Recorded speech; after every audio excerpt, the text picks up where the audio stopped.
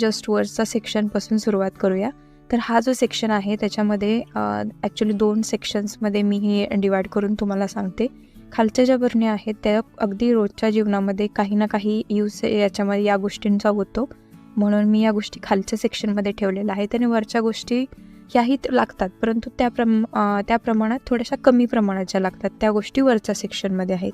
आणखी अजून एक गोष्ट म्हणजे अगदीच खूप कमी प्रमाणात, म्हणजे महिन्यातून एखाद्या टाईमला एखादी गोष्ट लागते, जसे की जे काळा मसाला वगैरे जे आहे, जास्त प्रमाणात आणलेला शेंगदाणे किंवा असं जे जास्त प्रमाणात आपण ग्रॉसरी आणतो ते मी हे वरच्या सेक्शनमध्ये ठेवलेलं आहे. त्याचप्रमाणे बघा, मी जे पुढच्या सेक्शनमध्ये आहे ना, तर ते गूळ किंवा ओट्स, हे जे शेंगदाणे भाजलेले याचा कूट आणि जे आपले ड्राय शेवई वगैरे असते ना, तर तेही मी इथेच ठेवलेली आहे.